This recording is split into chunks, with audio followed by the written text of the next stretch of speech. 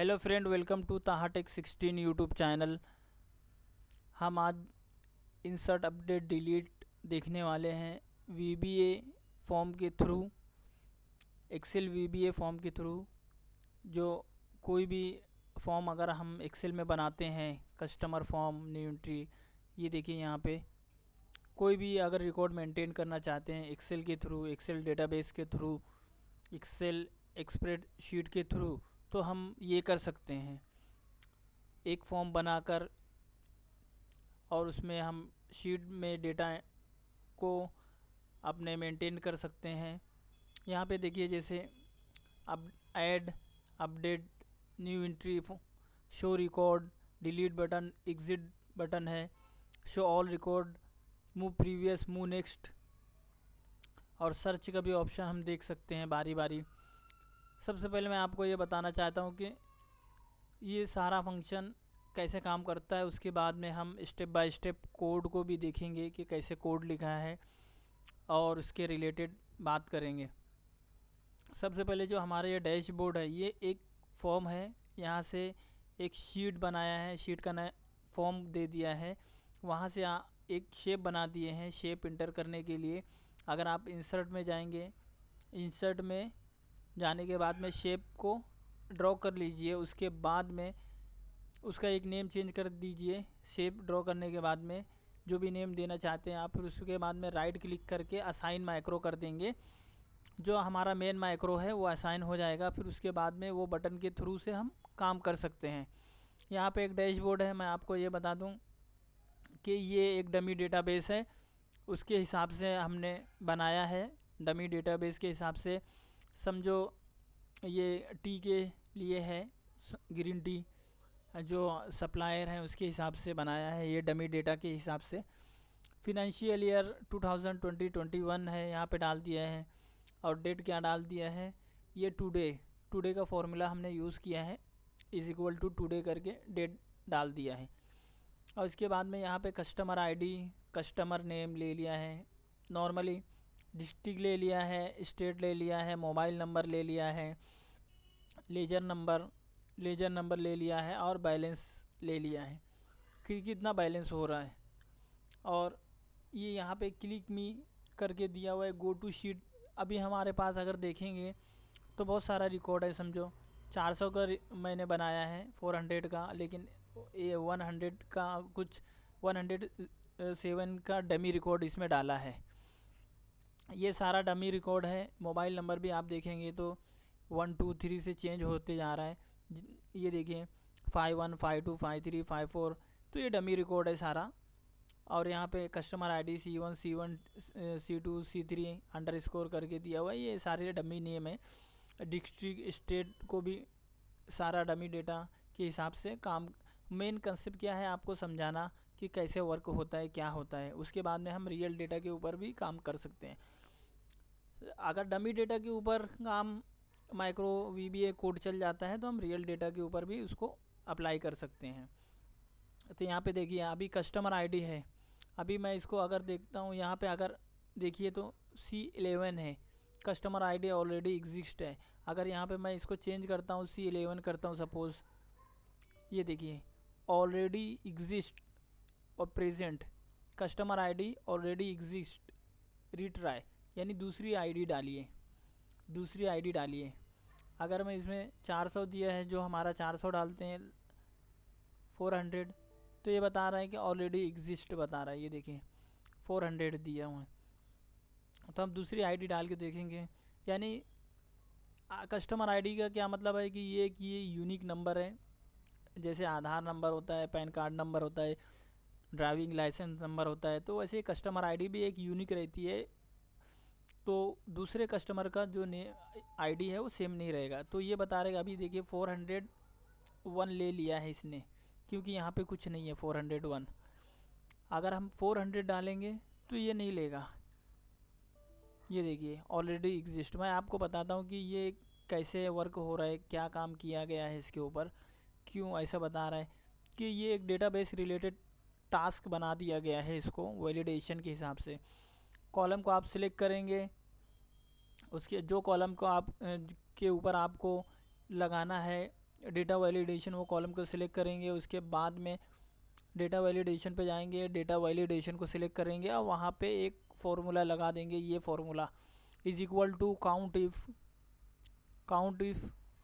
उसके बाद में ये फार्मूला अगर आप लगाएंगे तो कोई भी डुप्लीकेट रिकॉर्ड इंटर नहीं होगा, यानी काउंट इफ़, फिर उसके बाद में B2B कॉलम है और B3 ये चेंज होते जाएगा इज इक्वल टू 1, यानी B3 है, फिर उसके बाद में वही फार्मूला को लगा के आगे पेस्ट कर देंगे तो वो काम होते चले जाएगा पूरे, यानी जहाँ जहाँ आप पेस्ट करेंगे वो पूरा डेटा वैलिडेशन लग जाएगा। अब यहाँ पे देखिए मोबाइल नंबर है, अगर मोबाइल नंबर ये 10 डिजिट का है, ये देखिए 4 7 और ये 10 + 3 10 डिजिट का है। अगर मैं यहाँ पे 11 डिजिट डालता हूँ तो ये देखिए mobile number should be 10 digit only. Retry करने के बाद में फिर यहाँ पे ये हो जाएगा, यानी और कुछ मैं टेक्स्ट इंटर करता हूँ, सपोज़ ये देखिए mobile number should be 10 digit only retry, तो नंबर इंटर होना चाहिए और 10 डिजिट रहना चाहिए तभी ये एक्सेप्ट होगा, वो वरना नहीं होगा। तो सेम फंक्शन हम अप्लाई किए हैं इस पर भी, ये कॉलम के ऊपर भी। यहाँ पे कॉलम को सिलेक्ट करेंगे या जो सेल पे आपको लगाना है, फिर डेटा वैलिडेशन में जाएंगे, वहाँ से डेटा वैलिडेशन को सिलेक्ट करेंगे और ये फार्मूला अगर आप लिखेंगे तो ये फार्मूला हो जाएगा, ये अप्लाई करेगा कि ये देखिए ये फार्मूला क्या करता है। जो एंड कंडीशन रहती है, एंड कंडीशन में 2 कंडीशन जो दिए रहती है, दोनों कंडीशन ट्रू रहना चाहिए। अगर सपोज़ आपको वोट डालना है, सपोज़ तो एज 18 रहना चाहिए, एज 18 रहना चाहिए और आप भारत के नागरिक रहना चाहिए सपोज़।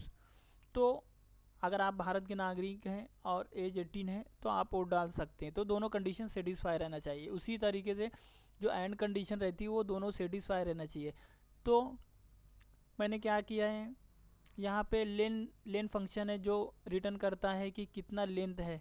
अभी यहाँ पे देखेंगे, अगर लेंथ ऑफ, यहाँ पे मैं अगर अपना नेम डाल ताहा टेक लिख देता हूँ, ताहा टेक 16, अगर मैं लेन फंक्शन यूज़ करूँगा इज इक्वल टू लेन और इसके ऊपर डालूँगा तो बताएगा 10 डिजिट का है। ये देखिए यहाँ तक 4 हो गया, ताहा तक 4 हो गया, फिर टेक तक 8 हो गया, फिर ये 162 यानी 10 डिजिट हो गया। तो सेम हम यहाँ पे भी अप्लाई किया है कि अगर लेंथ 10 डिजिट का होगा, लेंथ 10 डिजिट का रहना चाहिए। और उसके बाद में डेटा वैलिडेशन में दूसरा पार्ट क्या दिया हुआ है कि इस न्यूमेरिक इस नंबर अगर नंबर है और 10 डिजिट है तो सही है, नहीं तो एरर आपको शो करना है तो एरर के लिए यहाँ पे एरर करके यहाँ पे आप एरर डाल सकते हैं कि मोबाइल नंबर एरर, टाइटल मैंने डाल दिया है। फिर क्या करना चाहिए, स्टॉप करना चाहिए कि वार्निंग देना चाहिए कि इन्फॉर्मेशन देना चाहिए, तो मैंने स्टॉप कर दिया यहाँ से। स्टाइल एरर में जाएंगे आप, एरर अलर्ट में, तो वहाँ पे आप टाइटल दे सकते हैं और स्टाइल दे सकते हैं कि आपको क्या करना है। मैं स्टॉप कर दिया हूँ। वार्निंग रहेगा तो वार्निंग का कुछ आइकन आ जाएगा, इन्फॉर्मेशन का कुछ रहेगा तो इन्फॉर्मेशन आइकन आ जाएगा। और यहाँ पे देखिए मैंने स्टॉप कर दिया है। और mobile number should be 10 digit only, एक मैसेज आपको जो भी डालना है वो मैसेज डाल देंगे कि हाँ क्या करना है। ये हो गया। या और मुझे उम्मीद है कि अभी आपको कंसेप्ट क्लियर हो गया कि मोबाइल नंबर का वैलिडेशन अगर कैसे करना है और बाकी चीज़ों का वैलिडेशन कैसे करना है तो हम कर सकते हैं। देखिए अभी यहाँ पे डेटा वैलिडेशन मैंने लगाया है, अगर सेम नेम है तो कुछ एरर मैसेज थ्रू कर देगा। ये देखिए काउंट इफ़ फंक्शन यहाँ पे भी लगाए, ये पूरा कॉलम और इसके बाद में C6 यानी ये जो हमारा है ये रो C6, अगर ये C6 की वैल्यू अब्दुल अहद AB अहद मीर भाई अगर मौजूद है पूरे कॉलम में तो वो बताएगा कि डुप्लीकेट है, अदरवाइज़ उसको परमिशन रहेगा। सेम नेम की डुप्लीकेट हो सकते हैं, लेकिन मैंने ऐसा लिखा है कि हाँ मेरे पार्टी है वो सेम नहीं रहना चाहिए, तो मैंने उसमें एरर शो कर दिया है कि ये नाम के ऑलरेडी एग्जिस्ट है। सपोज़ आपके कुछ नाम है, ये सेम नाम नहीं रहना चाहिए, अब्दुल अहद मीर भाई, कुछ आगे पीछे थोड़ा एक दो वर्ड का डिफरेंस रहना चाहिए, वर्ड टू वर्ड करेक्ट नहीं रहना चाहिए। तो ये हो गया। अभी सेम इसके ऊपर भी जैसे देखेंगे, डेटा वैलिडेशन है, क्या दिया हुआ है इसमें, कुछ है क्या डेटा वैलिडेशन, तो इसमें मैंने नहीं लगाया डेटा वैलिडेशन। और उसके बाद में जो जो कॉलम नेसेसरी हैं जिनके ऊपर डेटा वैलिडेशन लगाना ज़रूरी है, उसके ऊपर डेटा वैलिडेशन लगा दिया गया है ताकि यूज़र गलत डेटा इनपुट ना करे।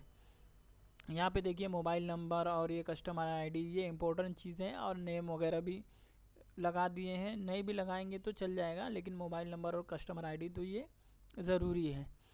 और इसमें डेटा वैलिडेशन में देखिए लेजर नंबर में भी चाहे तो आप लगा सकते हैं, नहीं लगा सकते, क्योंकि एक लेजर नंबर में ये मैंने लगाया है एक डेटा वैलिडेशन की, नंबर जो है वो नंबर रहना चाहिए और ज़्यादा से ज़्यादा 6 डिजिट का रहना चाहिए।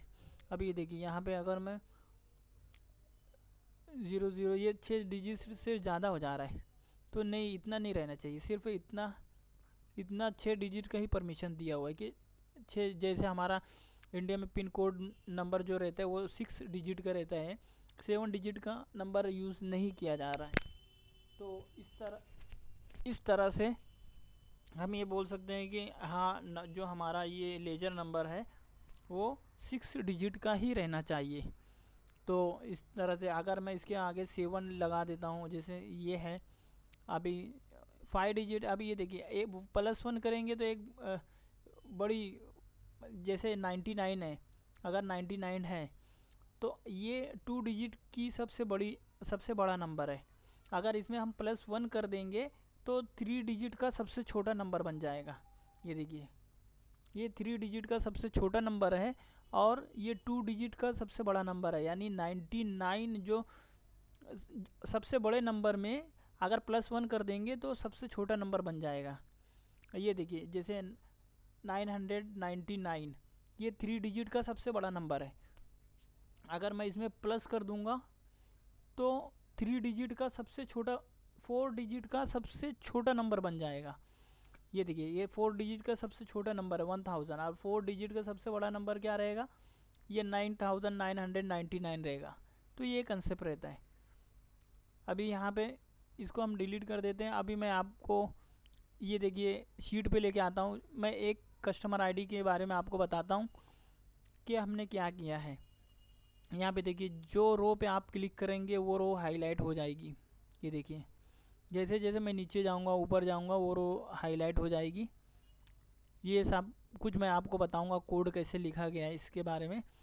यहाँ पे देखिए C1 है, यहाँ पे इंडेक्स मैच फार्मूला यूज़ किया गया है कि डैशबोर्ड से उठाइए क्या C6 लेकर C405 तक, ये यानी ये C6 लेके यहाँ से ये रो नंबर C6 लेके C05 यानी यहाँ तक,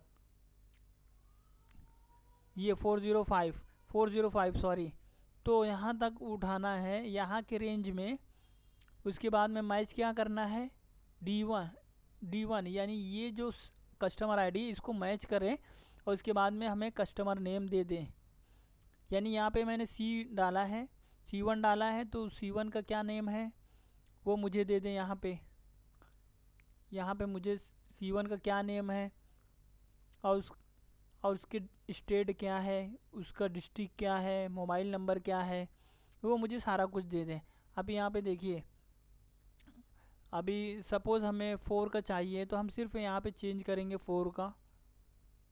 4 रो नंबर कितने पे है वो देखिए, 4 का जो है रो नंबर है 9 है, रो नंबर 9 है, ये मेरा 9 है और नाम है AB Majid, jumpy cuddle Jammu Kashmir, ये दिया हुआ है। तो 9 हम डाल के देखते हैं, यहाँ पे सिर्फ 9 को चेंज करेंगे तो उसका पूरा रिकॉर्ड आ जाएगा। ये देखिए जम्पी कडल और ये मोबाइल नंबर और ये है, ये दूसरी चीज़ है। तो यहाँ पे हम अलग अलग शीट भी बना सकते हैं और एक ही शीट की पूरी इन्फॉर्मेशन देख सकते हैं। ये सॉरी यहाँ पे Ctrl+Z में कुछ गड़बड़ हो गई है, यहाँ पे 6 आना चाहिए, हाँ ये यहाँ पे। तो इसके हिसाब से हम अपना डेटा पूरा देख सकते हैं। और ये C2 और C3 ये सारी शीट जो है एक ही जैसी है। एक शीट अगर आप बना लिए, डेटा वैलिडेशन कर लिए, फिर उसको राइट क्लिक करेंगे और इसके बाद में मूव और कॉपी कर देंगे। जैसे C1 की मैं कॉपी बनाना चाहता हूँ, एक और कॉपी बनाना चाहता हूँ, तो क्रिएट और कॉपी कर दूँगा और ये C4 हो जाएगा। इसको मैंने C4 रख दिया। एक बार आप कर देंगे कॉन्फ़िगर तो आप बना सकते हैं। ये C4 रख दिया और यहाँ पे मैं C4 रो नंबर कितना है वो पे, जैसे रो नंबर 9 पे है तो मैं इधर जाके रो नंबर 9 डाल दूँगा।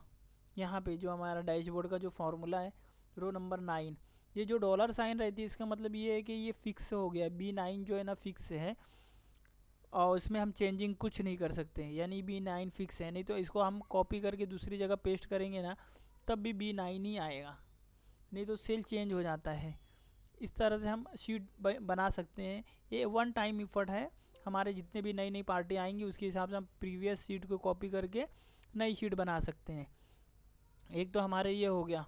दूसरा, अभी ये देखिए यहाँ पे इतना डेटा है यहाँ पे, और ये आपको डेट सिंपली ईयर बता देगा कि कौन सी ईयर का है। ये ईयर जो है यहाँ से चेंज हो जाता है डैशबोर्ड से। जब हम डैशबोर्ड दूसरा बनाएंगे, सपोज़ इसको मैं अगर 2019 कर देता हूँ, तो जो भी मैं यहाँ पे 19 अगर डाल देता हूँ और यहाँ पे 20 डाल देता हूँ तो वो उसके हिसाब से चेंज हो जाएगा। यहाँ देखिए यहाँ पे ईयर चेंज हो जाएगा। और टुडे का फॉर्मूला लगा हुआ है।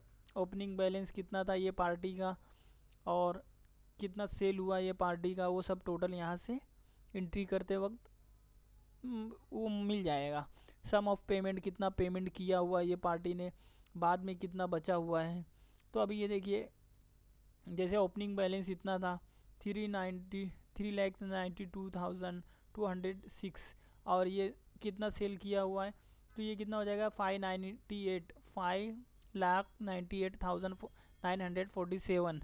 तो इसमें से माइनस करेंगे 70,000 क्योंकि उसने पेमेंट कर दिया है तो इतना बचेगा 5,28,947। तो यहाँ पे गाइस ये देखिए कि यहाँ पे जो ये TR जो दिया है इसका मतलब ट्रांजैक्शन, वो पार्टी के साथ में कितना ट्रांजैक्शन हुआ है, कौन सी डेट के हिसाब से ये डेट है उसका, रिसीप में हुआ है कि बिल में हुआ है, बिल में हुआ है, ठीक है।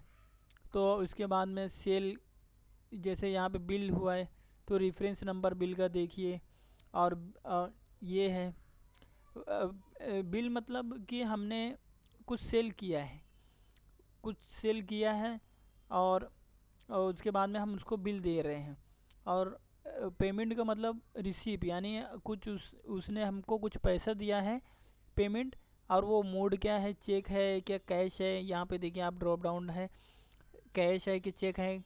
तो पे रिसीप का मतलब ये है कि हमने उससे पैसा लिया है और उसको कौन से मोड में पैसा लिया है, कैश में लिया है कि चेक में लिया है। और बिल यानी हमने उसको माल दिया है और उसका कितना अमाउंट हुआ है, सेल का अमाउंट कितना हो रहा है वो यहाँ पे मिल जाएगा।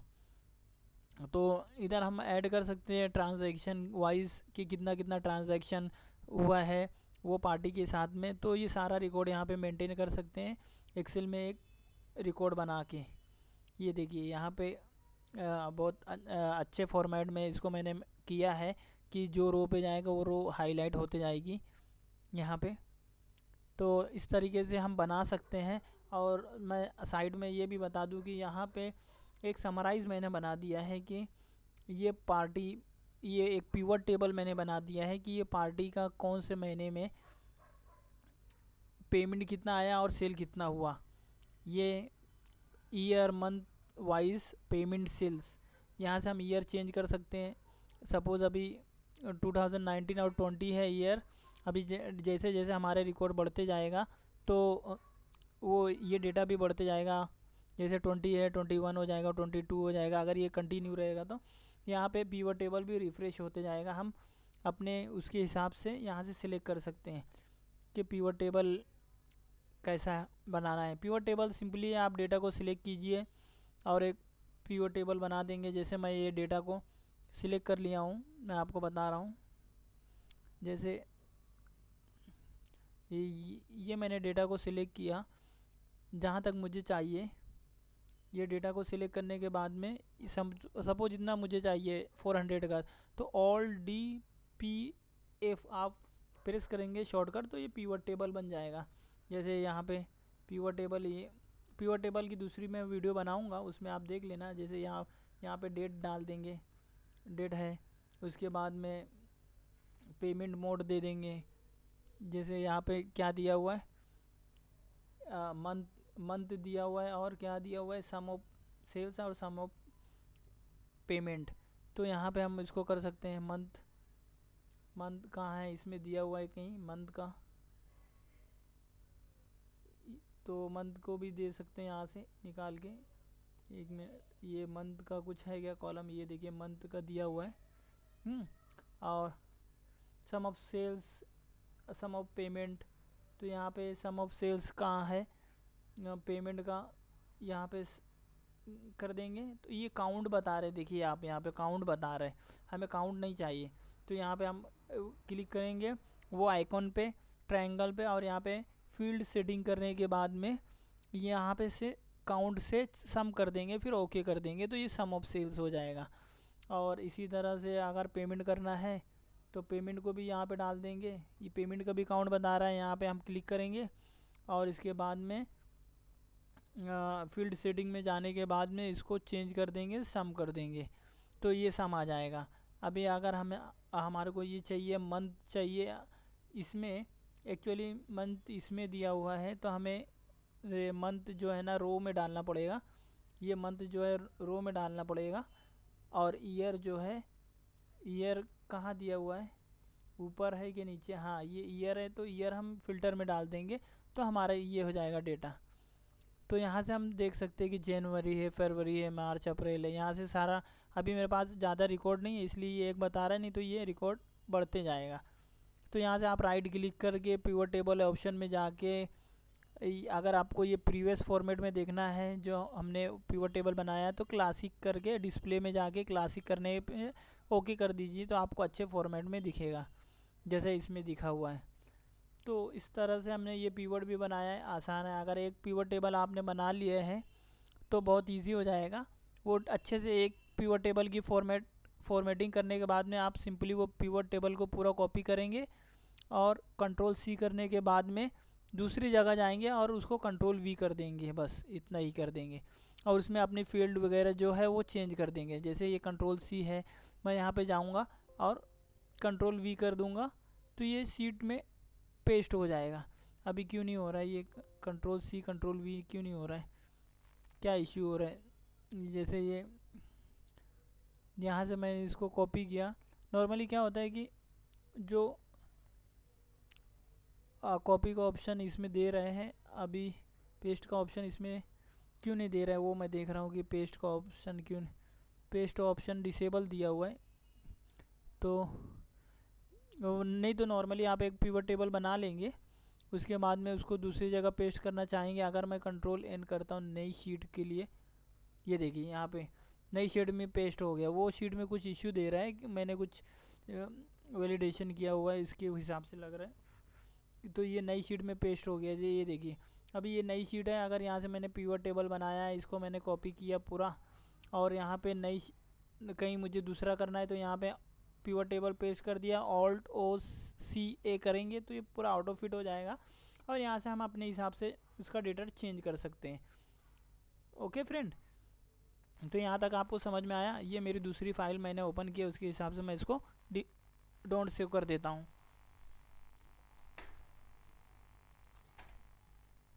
तो हमारा यहाँ तक हो गया है। अभी हम अपने फॉर्म की तरफ आएंगे कि ये हमारा फॉर्म कैसा है, ओपन होता है, क्या करता है फॉर्म।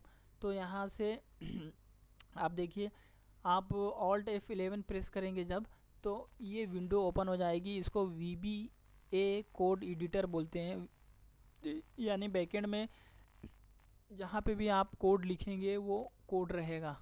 यहाँ पे देखिए हमारे पास शीट, जितनी शीट रहेगी वो शीट यहाँ पे शो करेंगे, शो हो जाएगी ऑटोमेटिक। और यहाँ पे देखिए हमारे पास कितनी शीट है, शीट 1, शीट 2, शीट 3।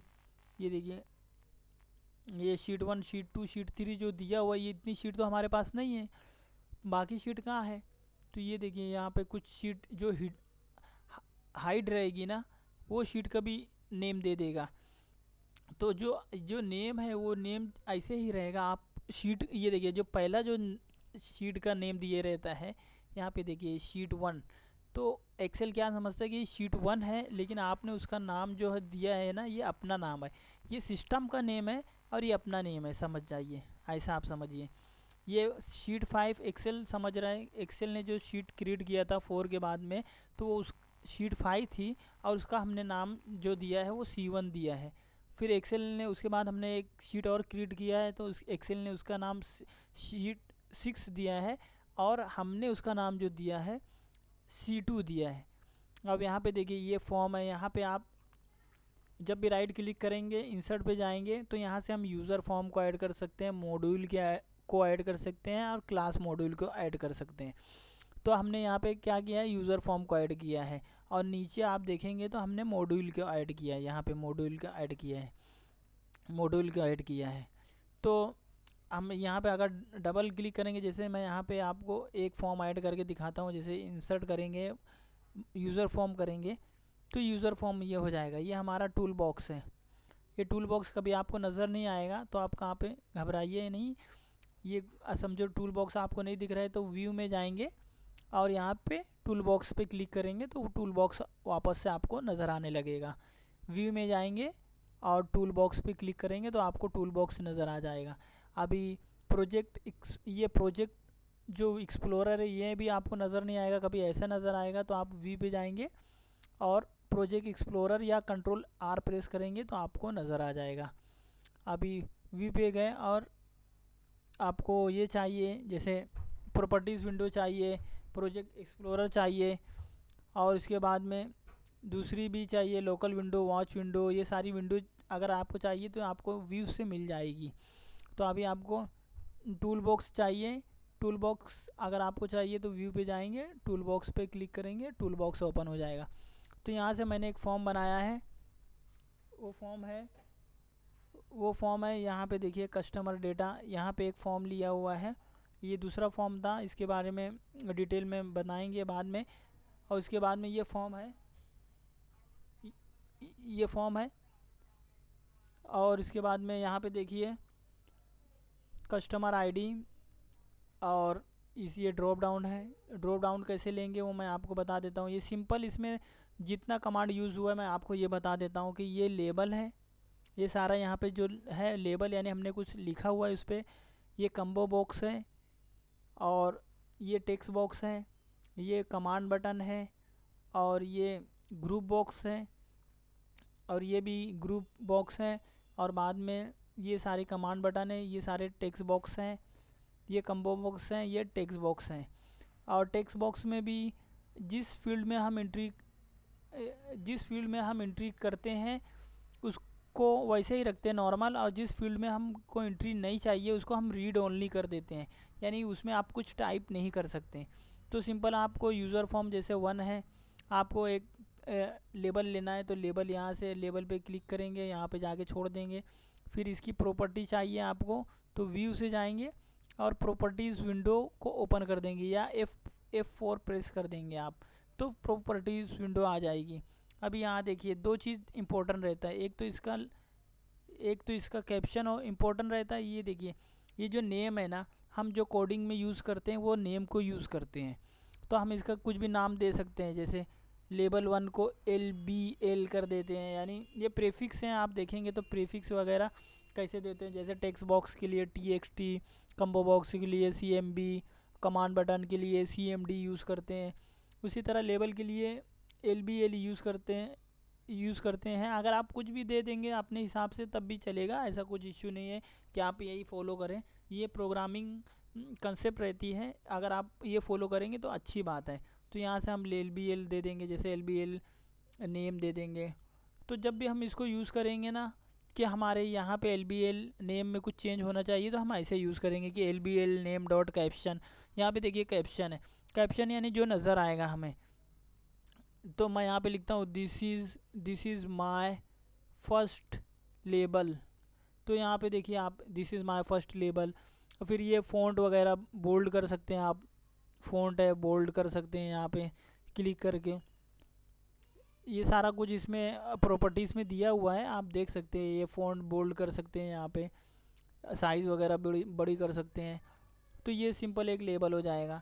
अगर आपको टेक्स्ट बॉक्स लेना है तो सेम यहाँ से टेक्स्ट बॉक्स लेंगे, यहाँ से टेक्स्ट बॉक्स लेंगे और इसको क्लिक कर देंगे और अपने हिसाब से इसकी साइज़ को बढ़ा देंगे या घटा देंगे, जितना हमें साइज़ चाहिए उसके हिसाब से। कहाँ रखना चाहते हैं हम, सामने रखने चाहते हैं कि नीचे रखना चाहते हैं। और आपको अगर फॉर्म बढ़ाना है तो यहाँ से आप क्लिक करेंगे फॉर्म पे, यहाँ से ड्रैग करके इसको मूव करेंगे तो ये बढ़ते जाएगा, छोटे होते जाएगा। ये देखिए, ये टेक्स्ट बॉक्स का नेम है। तो टेक्स्ट बॉक्स का नेम हम दे देते हैं जैसे TXT। ये नेम के सामने तो हम नेम इंटर करेंगे जैसे, तो ये नेम हो जाएगा। और इसका टेक्स्ट बॉक्स में कैप्शन जो रहता है वो कैप्शन नहीं रहती है, उसमें टेक्स्ट की प्रॉपर्टी रहती है। तो टेक्स्ट नॉर्मली ब्लैंक ही रहता है बाय डिफ़ॉल्ट। तो ये हम इसको जब भी कॉल करेंगे ये टेक्स्ट बॉक्स को, तो नाम क्या देंगे, TXT नेम डॉट टेक्स्ट। ऐसा इसी तरह कमांड बटन रहती है ये एक। मैं इसलिए आपको बता रहा हूँ फ्रेंड कि हमारे पास उतना टाइम नहीं है, वीडियो काफ़ी लंबी हो जाएगी कि मैं आपको ये सारा कुछ डिज़ाइन करके अभी बता दूँ, वीडियो काफ़ी लंबी हो जाएगी। इसलिए मैं आपको ये शॉर्ट में बता रहा हूँ कि ये फॉर्म की जो डिज़ाइनिंग है, डिज़ाइनिंग उतनी इम्पोर्टेंट नहीं रहती है, कोड का जो पार्ट है वो इम्पोर्टेंट रहता है। आप डिज़ाइनिंग कर सकते हैं, एक बार आप समझ गए कि हाँ ये लेबल है, ये टेक्स्ट बॉक्स है, तो आप अपने हिसाब से इसको फिट कर सकते हैं। इसके हिसाब से मैं ये बता रहा हूँ कि ये हमारा कमांड बटन है, इसमें भी नेम चेंज कर देंगे।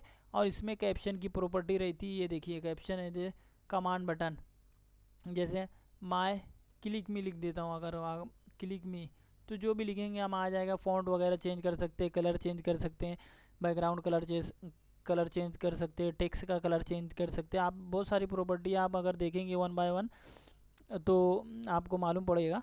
तो यहाँ पे कमांड बटन के नेम भी हम चेंज कर सकते हैं, जैसे CMD button click, CMD click लिख देंगे। ये हमारा कमांड बटन हो गया। अभी दूसरा क्या था हमारा, अभी कम्बो बॉक्स इंसर्ट।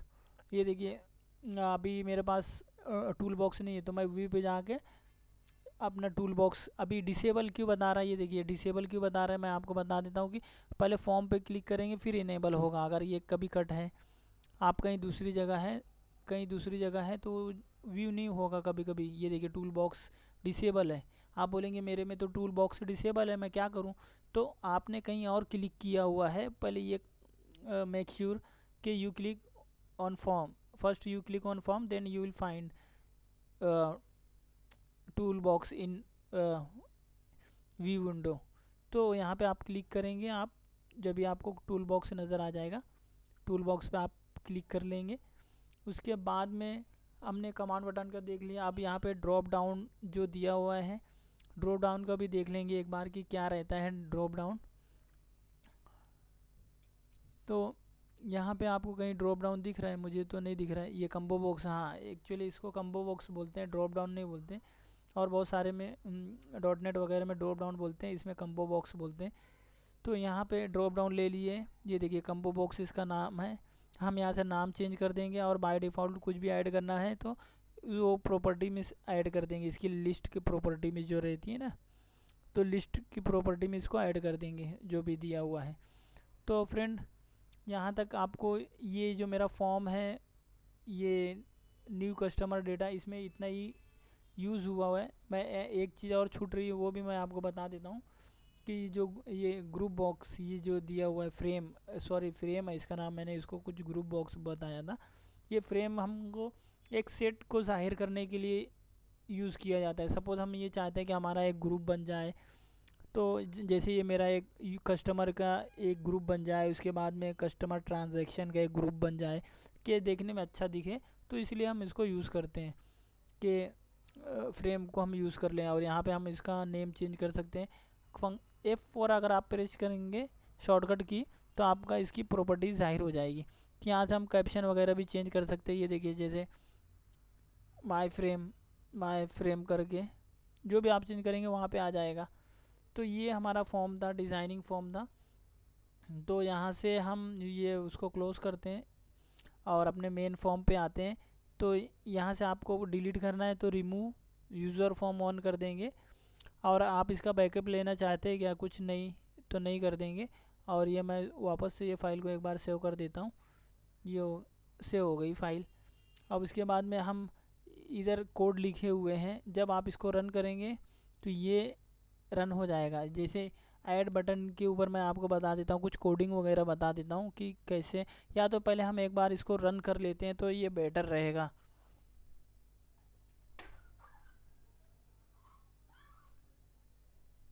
हाँ तो फ्रेंड, इसको हम एक बार रन कर लेते हैं तो ये बेटर रहेगा। सबसे पहले यहाँ पे जैसे आपका एक फॉर्म ओपन हुआ है तो यहाँ पे क्लिक करेंगे और रन कर देंगे। रन करने के बाद में ये देखिए ये फॉर्म रन हो गया है। अभी यहाँ से हम अगर कुछ इंटर करना चाहें, सर्च करना चाहें, अगर C2 का रिकॉर्ड सर्च करना चाहिए, देखिए अभी यहाँ पे अब्दुल अहद मीर भाई है, ये जम्मू कश्मीर, ये 1 है, तो ये C2 का रिकॉर्ड आ जाएगा। ये देखिए रिकॉर्ड नॉट फाउंड बता रहा है इसमें C2। हाँ देखिए रिकॉर्ड नॉट फाउंड, क्योंकि रिकॉर्ड हमने अंडर स्कोर में डाला है ना, ये देखिए इसलिए रिकॉर्ड नहीं बता रहा है। C2 हमने डाला तो अंडर स्कोर, हम ये आईडी मैच नहीं हो रही, तो हम क्या करेंगे आईडी के हिसाब से डालेंगे C2। अभी देखिए उसने मैसेज रिकॉर्ड फाउंड करके बताया हुआ है और ये सारा कुछ चेंज हो जाएगा। जैसे आप ओके पे प्रेस करेंगे ना, ये सारी एंट्री चेंज हो जाएगी। ये मोबाइल नंबर, उसका स्टेट, डिस्ट्रिक्ट, कस्टमर नेम और ये कस्टमर आईडी वगैरह सब चेंज हो जाएगा। ये देखिए कस्टमर आईडी सब चेंज हो गया ना। तो यहाँ से हम सर्च भी कर सकते हैं, यहाँ से हम मूव प्रीवियस, मूव नेक्स्ट भी कर सकते हैं। ये देखिए अभी फर्स्ट रिकॉर्ड पे जाना है, this is your first record आ जाएगा। फिर हमें लास्ट रिकॉर्ड देखना है तो 107 हमारा जो है ना लास्ट रिकॉर्ड है। ये देखिए हमने यहाँ से देखा था 107 हमारे पास लास्ट रिकॉर्ड था। यहाँ से हम मूव प्रीवियस भी कर सकते हैं 106। ये देखिए, और हमें कोई रिकॉर्ड पे जाना है, सपोज़ रिकॉर्ड नंबर 5 पे जाना है, तो यहाँ से हम सर्च कर सकते हैं, डायरेक्ट रिकॉर्ड फाउंड करके बताएगा। और ये अभी यहाँ पे अंडर स्कोर जो भी नेम है, नेम उसके हिसाब से सर्च करेंगे तो सही है। जैसे 55 मैं सर्च कर रहा हूँ तो नहीं होगा, क्योंकि आईडी मैच नहीं हो रही है। अगर आईडी जो हमने कंडीशन दी है कि अंडर स्कोर के साथ में आईडी को अपेंड किया हुआ है, तो यहाँ पे देखिए रिकॉर्ड फाउंड करके बता रहा है और उसकी रिकॉर्ड पूरी आ जा रही है। यहाँ तक तो आपको समझ गया होगा। ऐड पे करेंगे हम, ये शो ऑल रिकॉर्ड करेंगे, show all data, Excel worksheet note found, please make sure. ये देखिए शो ऑल रिकॉर्ड पे अगर हम यहाँ पे करेंगे, सपोज़ यहाँ से मैंने ड्रॉप डाउन दिया हुआ है कि जहाँ तक आपकी एंट्री है वहाँ तक ये ड्रॉप डाउन में शो करेगा। यानी आप कुछ अलग से टाइप नहीं कर सकते, जो हमारे पास आईडी है वही आईडी इसमें शो करेगी, क्योंकि यूज़र कुछ फोर्सफुली कुछ इनकरेक्ट डेटा इसमें इंटर नहीं करेगा। यहाँ से आईडी आप अपनी सिलेक्ट करेंगे, उसके बाद में पूरा डेटा आ जाएगा। जैसे यहाँ एक्सेल वर्कशीट फाउंड ये बताएगा। ये देखिए जो दूसरा फॉर्म था हमारे, वो दूसरे फॉर्म के बारे में ये मैं आपको बता देता हूँ कि जो दूसरा फॉर्म था मैंने आपको बताया था कि हम बाद में इसके बारे में डिटेल में बात करेंगे। तो मैंने क्या किया है कि यहाँ पे एक दूसरा फॉर्म बनाया है, उसमें लिस्ट बॉक्स वगैरह डाल दिया है। और यहाँ से मैं जब इसमें पहले फॉर्म को मैं जब कॉल करता हूँ, जहाँ से इसको रन किया मैंने, तो यहाँ से सॉरी अभी मेरा दोनों फॉर्म ओपन है क्या शायद से, तो मैं इसको रन करता हूँ एक बार।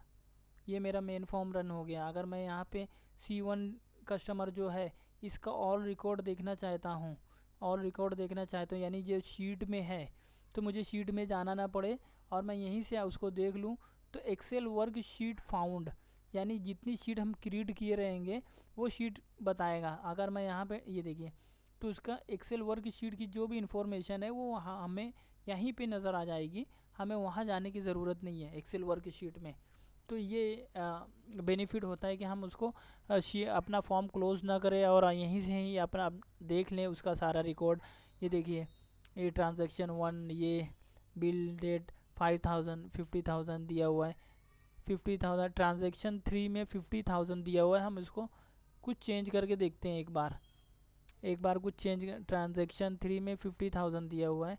अभी ये देखिए अभी मेरा जो रन मोड में है, इसको मैं पहले वो कर देता हूँ, पहले यहाँ पे जाके इसको ब्रेक मोड में कर देता हूँ, नहीं तो रन मोड में आप चेंज नहीं कर सकते हैं कुछ भी। तो ट्रांजैक्शन 3 में क्या दिया हुआ था, 50,000 कुछ दिया हुआ था। तो हम उसको चेंज करके देखेंगे कि डेटा करेक्ट आ रहा है कि नहीं आ रहा है। ये देखिए 50,000 है ना, अभी मैं इसको 60,000 कर देता हूँ। 60,000 कर दिया और वापस से हम उसको फॉर्म को रन करेंगे। अगर मैं फॉर्म को रन करने के लिए यहाँ से डायरेक्ट रन करता हूँ सपोज़, तो यहाँ पे उसका ये देखिए शो ऑल रिकॉर्ड करेंगे तो एक्सेल वर्कशीट फाउंड बता रहा है। अभी यहाँ पे देखिए ये 60,000 दिख रहा है, यहाँ पे 60,000 दिख रहा है। मैं आपको वापस से दिखा देता हूँ, ये 60,000 दिख रहा है, ये देखिए 60,000। तो फ्रेंड ये सारा डायनामिकली हो रहा है, वहाँ से चेंज हो जाता है। तो मैं आपको ये बता रहा हूँ, आप स्लो स्लो कोड की तरफ आएंगे कि हमारा सारा कुछ अपडेट हो रहा है, बरोबर हो रहा है। तो यहाँ पे देखिए मैं आपको ये एक बात और बता दूं कि जो शीट अभी हमारी शीट 1, शीट 2, शीट 3 यहीं तक है। अगर हम कुछ अलग शीट सिलेक्ट करते हैं, शीट 5, और शो ऑल रिकॉर्ड करेंगे तो ये बताएगा Excel work sheet not found, please create sheet first. यानी आपकी शीट क्रिएट नहीं हुई है, आप उसको पूरा डेटा को नहीं देख सकते हैं। ऑब्वियसली जब हमारे पास शीट क्रिएट ही नहीं हुई है तो हम उसको देखना ही नहीं चाहते, कैसे देखेंगे क्योंकि शीट क्रिएट हुई ही नहीं। तो अगर आप 3 तक करेंगे तो ठीक है, वो बताएगा कि हाँ भाई शीट क्रिएट हुई है, आप देखना चाहे तो देख लें। अगर शीट क्रिएट ही नहीं है तो आप कैसे देखेंगे। ये देखिए एक्सेल वर्क शीट फाउंड, उसका सारा डेटा आपको नज़र आ जाएगा।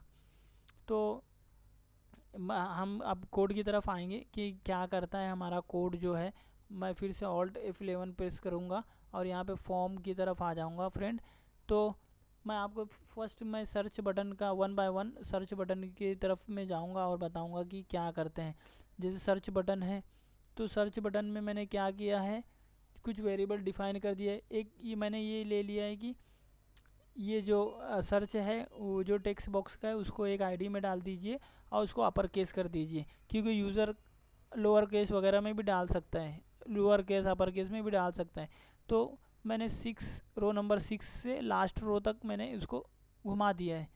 ये देखिए अगर जो मेरा हमारा डेटा है, ये डेटा जो स्टार्ट हो रहा है वो रो नंबर 6 से स्टार्ट हो रहा है, और जो हमारी लास्ट रो हो रही है डेटा के हिसाब से वो हो रही है 112 112 हो रही है। तो उसके हिसाब से मैंने इसको घुमा दिया है।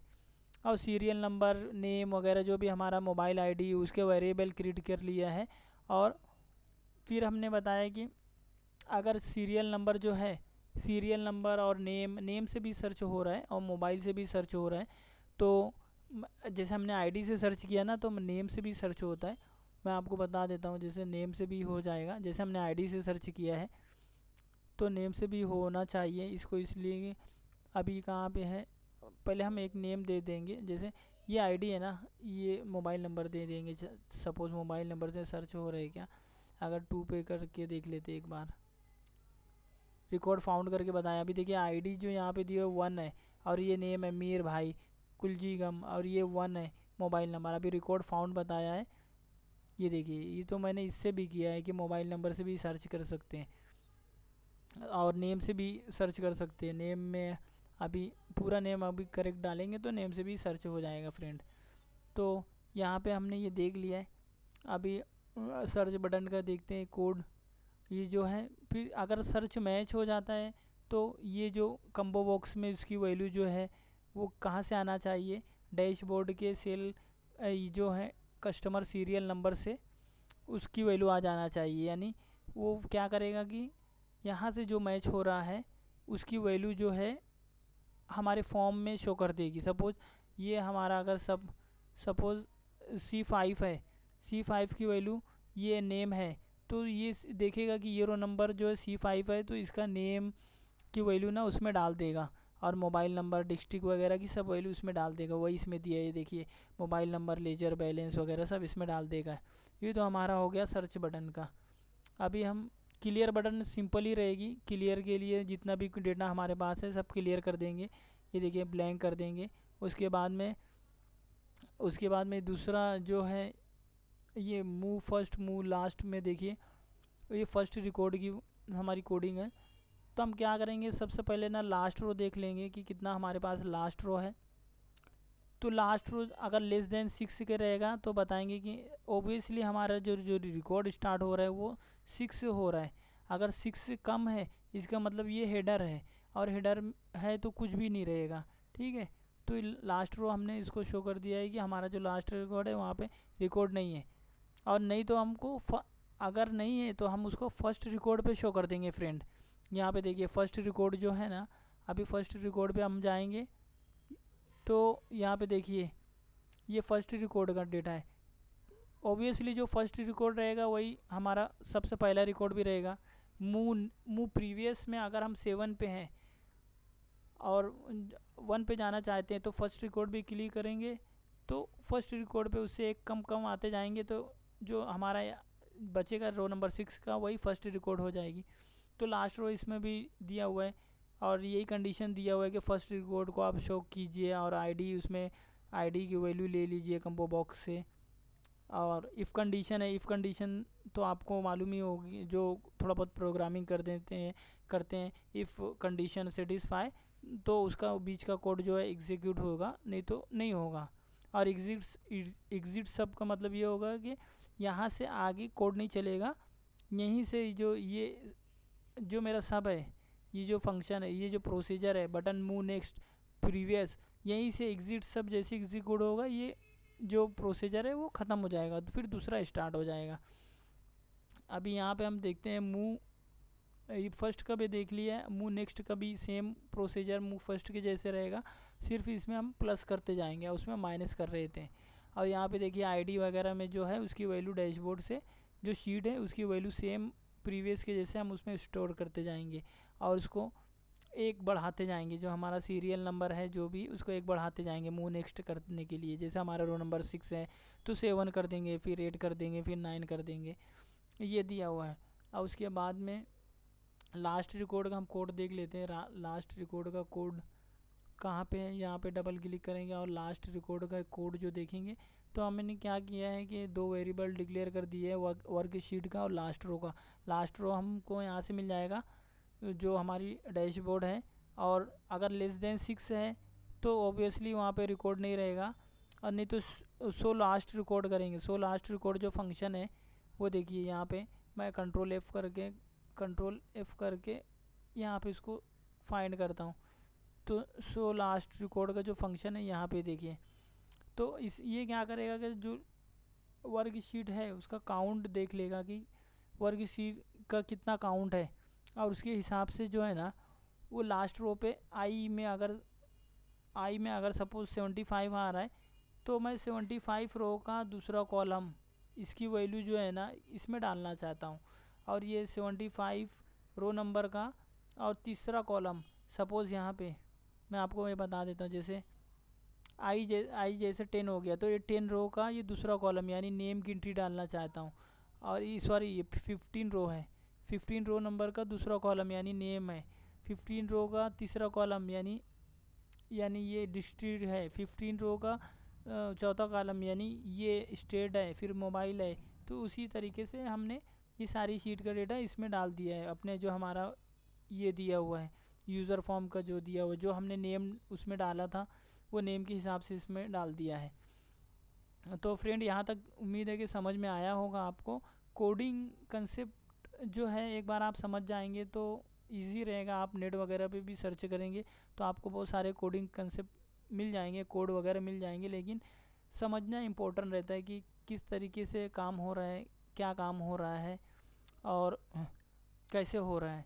तो ये ऐड वगैरह पे तो नॉर्मली आप जानते हैं कि हम कुछ ऐड करना चाहें तो ऐड हो जाएगा, और तो सेम इसमें यही रहेगा कि अगर कस्टमर आईडी ब्लैंक है तो हमें कुछ नहीं करना है, यानी आईडी तो कंपलसरी है। आप कोई नया रिकॉर्ड ऐड करना चाहते हैं तो उसके लिए आईडी कंपलसरी है, तो वो उसके हिसाब से ऐड कर देगा। ये बहुत ही सिंपल है, कुछ इसमें नहीं है।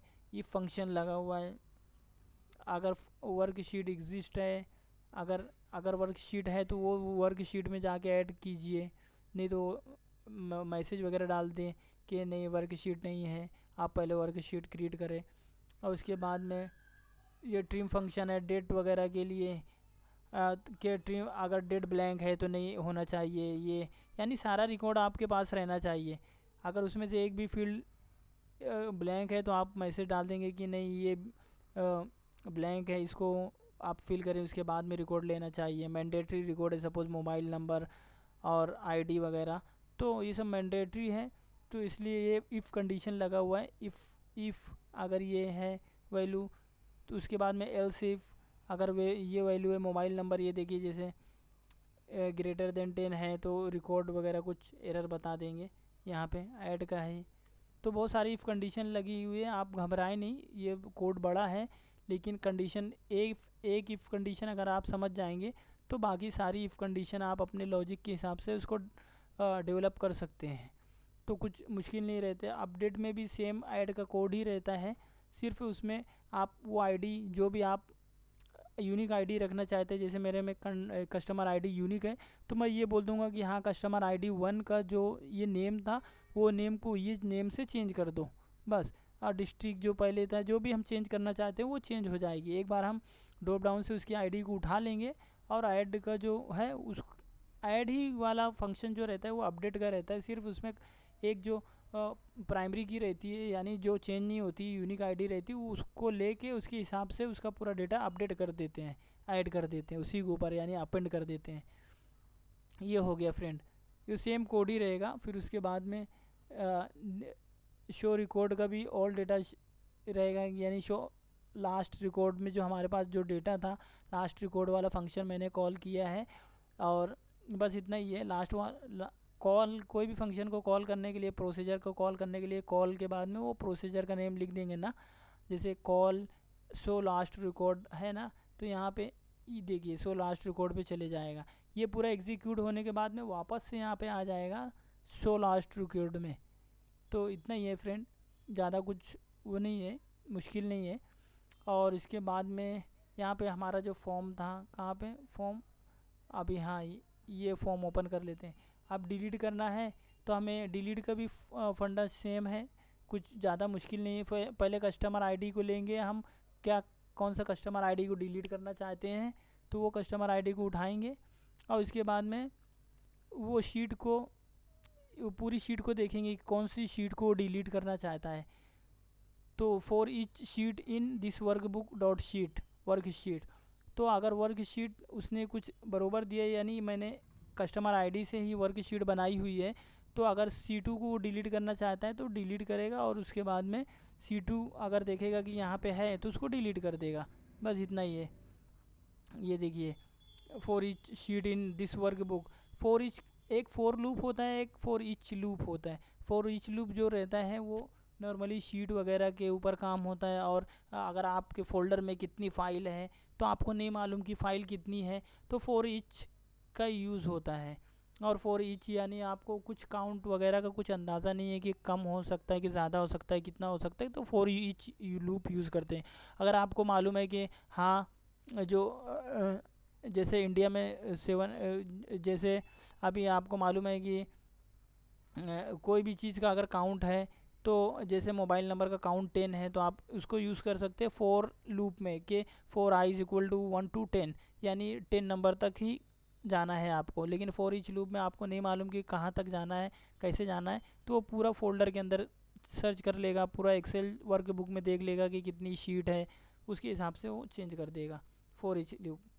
तो यहाँ तक हमारा फ्रेंड हो गया है। अभी हम देखेंगे उसके आगे का कि हमारा जो कोड था क्या बता रहा है वो कोड का। और यहाँ सिंपली डिलीट का भी हो, एग्ज़िट में आप सिंपल एग्ज़िट कर देंगे मी डॉट हाइड करके। मी का मतलब ये होता है कि मेरा जो फॉर्म है, मी का मतलब ये हो जाता है ये मेरा फॉर्म जो FRM न्यू कस्टमर है वो हाइड कर दो, हाइड कर दो, बस इतना ही है। और उसके बाद में ये फॉर्म को वापस से ओपन करेंगे और ये शो ऑल रिकॉर्ड का बटन है, यहाँ से कस्टमर रिकॉर्ड का जो हमने देखा था कि जो भी रिकॉर्ड है उसका, ये देखिए ये जैसे वो आईडी ले लेगा, आईडी के हिसाब से अगर आईडी ब्लैंक है तो वो बताएगा कि आप आईडी को सिलेक्ट करें, नहीं तो क्या करेगा वो जितना जो भी रिकॉर्ड है वो शीट को सर्च करेगा। ये देखिए फॉर ईच शीट इन, अगर वो शीट को सर्च करने के बाद में वो उसका रिकॉर्ड जो है ना उसको शो करेगा। बस इतना ही है इसमें बस इतना ही है। और उसके बाद में कैंसिल में सिंपल एक कैंसिल का बटन है कि ये जो सारी बटन है ना वो इनेबल हो जाएगी, उसमें कुछ वो नहीं है, बहुत सारी बटन इनेबल हो जाएगी। जैसे ऐड के बटन पे आप क्लिक करेंगे तो डिलीट वाली डिसेबल होना चाहिए, क्योंकि ऐड आप कर रहे हैं तो कैसे डिलीट करेंगे, तो ये कंसेप्ट रहता है। मैं आपको दिखाऊंगा अभी। जैसे ये रन करेंगे तो यहाँ तक हो गया हमारा कैंसिल, सारी बटन का हो गया है। तो हम इस पर क्लिक करेंगे, सपोज मैं इसके ऊपर रन करता हूँ यहाँ पे, और ये देखिए ये मेरा है। अभी देखिए अपडेट और डिलीट की बटन ना डिसेबल है, और जो ऐड की बटन है, शो रिकॉर्ड की बटन है, न्यू एंट्री की है, और ये एग्ज़िट की है, वो इनेबल है। तो हम क्या करेंगे, जैसे हमें ऐड करना चाहते हैं तो न्यू एंट्री पे क्लिक करेंगे तो ये बताएगा कि हाँ ये जो है इसकी जो है शीट मौजूद है। ऐड पे क्लिक करेंगे तो हम यहाँ से रेफरेंस वगैरह चेंज कर सकते हैं कि हम किस में ऐड करना चाहते हैं, कहाँ ऐड करना चाहते हैं, रेफरेंस मतलब कौन सी रिकॉर्ड पे ऐड करना चाहते हैं, और शो रिकॉर्ड वगैरह भी कैसा करना चाहते हैं। जैसे 107 दिया हुआ है, अगर हम रेफरेंस नंबर यहाँ पे डालें, जैसे हमारा 7 पे कुछ ऐड करना चाहते हैं या कोई अलग एंट्री ऐड करना चाहते हैं तो हम डायरेक्टली ऐड कर सकते हैं वहाँ से। ये देखिए ऐड ये हो गया है। C49 पे जो रिकॉर्ड है वो ऐड हो चुका है। 49 आप मतलब ये डायरेक्ट उसके ऊपर ओवर राइट कर दिया हुआ है, और यहाँ से हम उसकी बिल वगैरह की जो ट्रांजैक्शन है, यानी ये जो कस्टमर आईडी दिया हुआ है वो कस्टमर आईडी जो है, सपोज़ यहाँ पे ये दिया हुआ है, ये देखिए मैं आपको ये दिखा देता हूँ, अभी आप कंसेप्ट क्लियर हो जाएगा। अभी C1 जो दिया हुआ है, C1 में हम ये क्या करना चाहते हैं, ट्रांजैक्शन 9 है अभी हमारा, ये देखिए कहाँ पे है,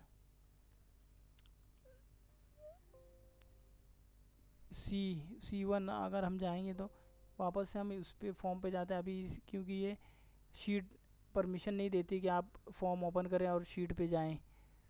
ये देखिए अभी मैं C1 पे हूँ, अभी कुछ ऐड करना चाहता हूँ तो यहाँ से ऐड कर सकता हूँ। जैसे शो रिकॉर्ड करेंगे, पहले इसको रन करना पड़ेगा।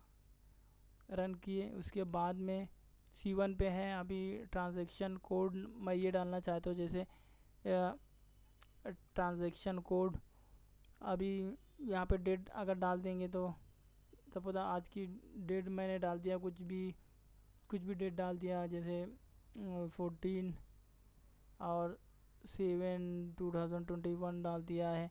रेफरेंस नंबर ये अगर बिल का डाल दिया है, रेफरेंस नंबर 1 2 3 4 5 डाल दिया, 1 2 3 5 या 100 डाल दिए सपोज़।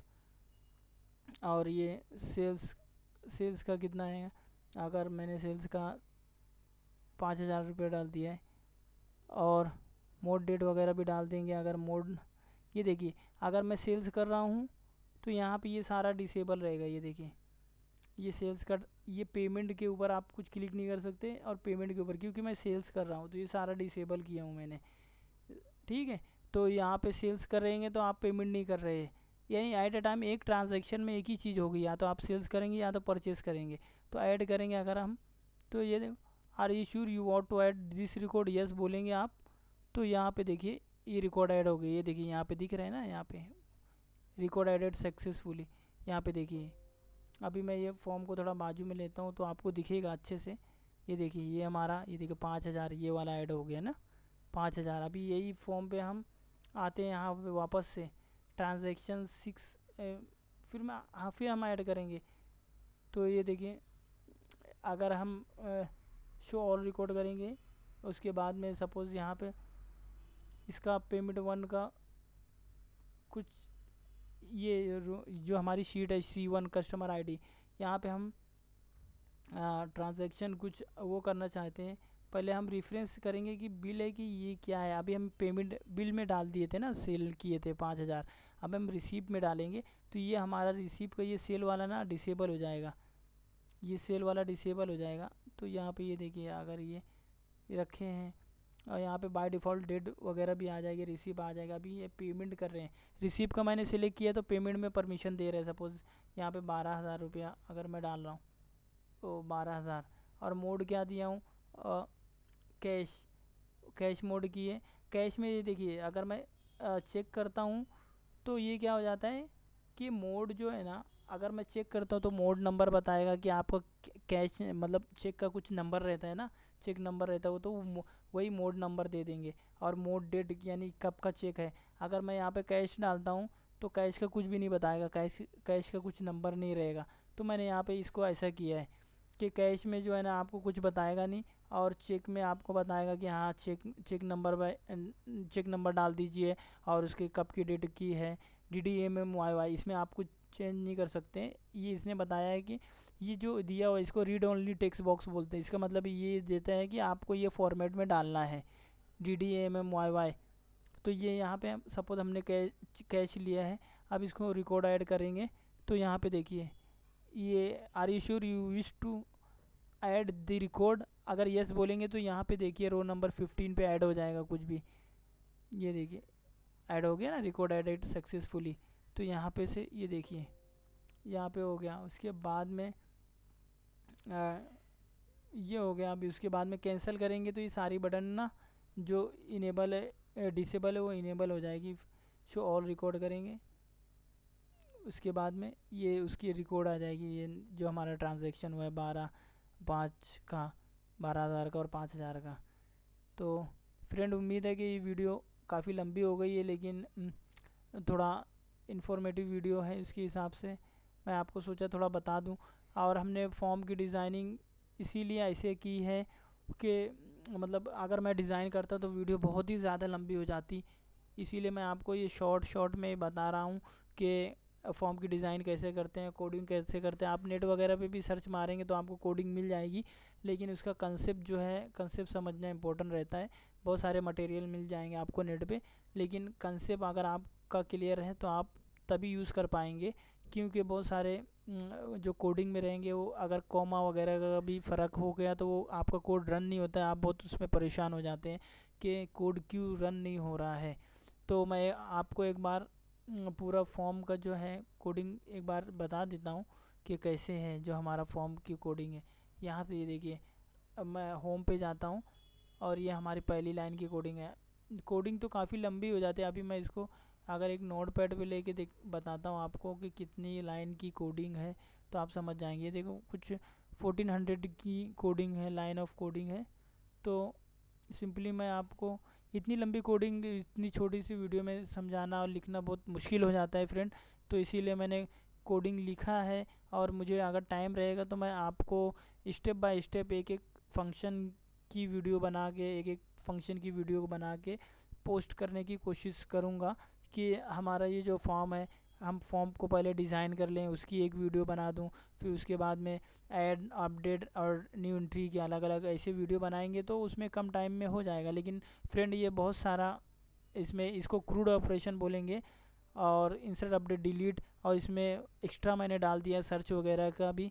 तो इसमें और बहुत सारे कंडीशन भी है। तो एक वीडियो में 1 आवर के वीडियो में ये करना थोड़ा मुश्किल हो जाता है कि कैसे हम डिज़ाइन करें, कैसे हम अपने यूज़र को बताएं, जो हमारे वीडियो देखने वाले हैं उनको हम कैसे बताएं कि ये 1 घंटे में ये थोड़ा मुश्किल हो जाता है। तो फ्रेंड उम्मीद है कि मैंने आपको बहुत समझाने की कोशिश की है, जो आपको पसंद आया होगा और आपके समझ में भी आया होगा। तो हम पहले एक बार पूरी नज़र मार लेते हैं कोडिंग पे। ये हमारी ऐड बटन की कोडिंग है, ताकि आपको अगर मौका मिले तो आप वीडियो पॉज करके उसकी कोडिंग वगैरह भी देख सके। तो मैं इसीलिए स्टार्टिंग से ये ऐड बटन की कोडिंग है, यहाँ से आप वीडियो पॉज करके उसकी कोडिंग वगैरह भी देख सकते हैं कि किस तरीके की कोडिंग है। ये देखिए अभी मैं इसको नीचे लेता हूँ। आपका जो भी रिक्वायरमेंट रहेगा उसके हिसाब से आप उसकी कोडिंग कर सकते हैं कि हमें आपके अपने रिक्वायरमेंट के हिसाब से। ये क्लियर बटन क्लियर रिकॉर्ड की कोडिंग है, जो हम रिकॉर्ड को क्लियर करना चाहते हैं, ब्लैंक करना चाहते हैं उसकी कोडिंग है। और ये कैंसिल बटन की कोडिंग है, आप कैंसिल बटन पे क्या करना चाहते हैं, जो भी बटन इनेबल है उनको डिसेबल करना चाहते हैं, या डिसेबल है तो इनेबल करना चाहते हैं। ये क्लियर बटन जो है वो सेम उसी के तरीके से कि रिकॉर्ड सारा ब्लैंक हो जाएगा, और आप नया रिकॉर्ड डालना चाहते हैं तो डाल सकते हैं।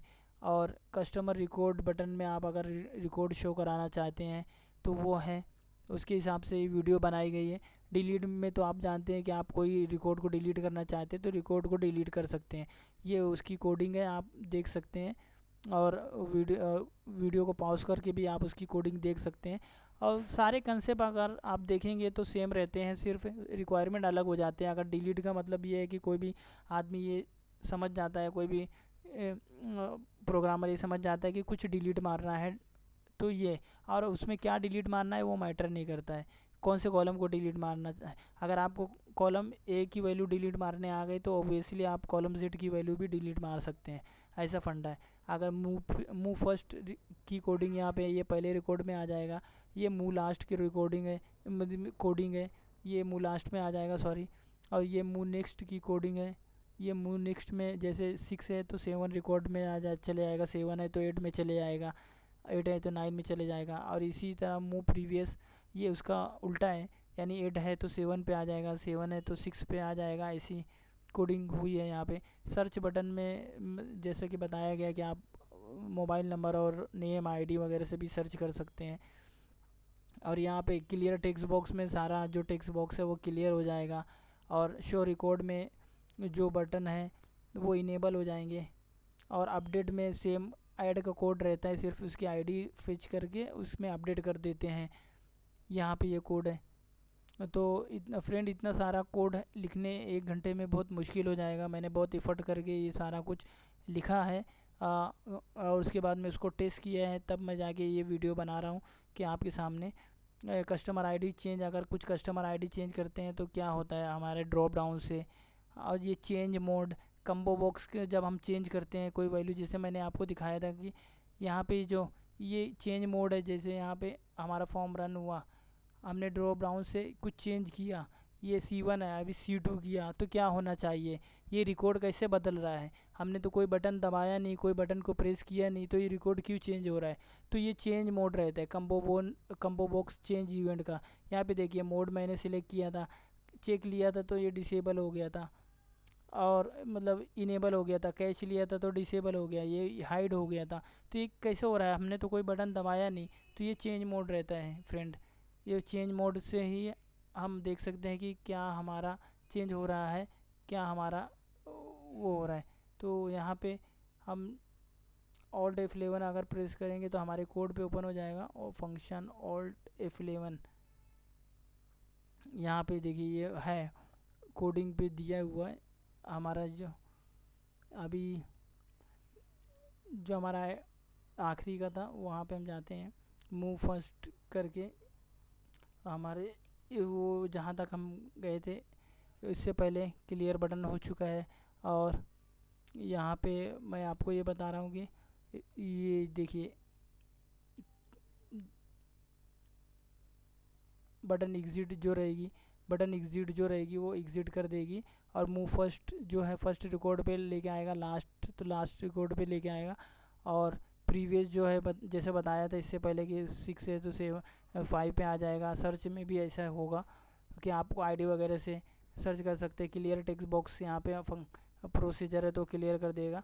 ऑल रिकॉर्ड अपडेट वगैरह तक हम देख चुके थे, तो उसके आगे देखने के लिए नीचे कोड दिया हुआ है। यानी ये जो चेंज इवेंट का मैं आपको बता रहा था कि कम्बो बॉक्स जो चेंज होता है उसके हिसाब से वो रिकॉर्ड जो है ना अपडेट हो जाता है। यहाँ पे देखिए ये, यानी ये टेक्स्ट बॉक्स में इसकी वैल्यू आना चाहिए, वो कस्टमर आईडी की वैल्यू आना चाहिए, उसके हिसाब से combo box change event use किया जाता है।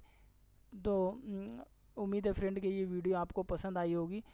तो अगर पसंद आई है तो इसे लाइक और शेयर ज़रूर कीजिए, और चैनल में नए हैं तो सब्सक्राइब करना नहीं भूलना। Thank you very much, have a good day, bye.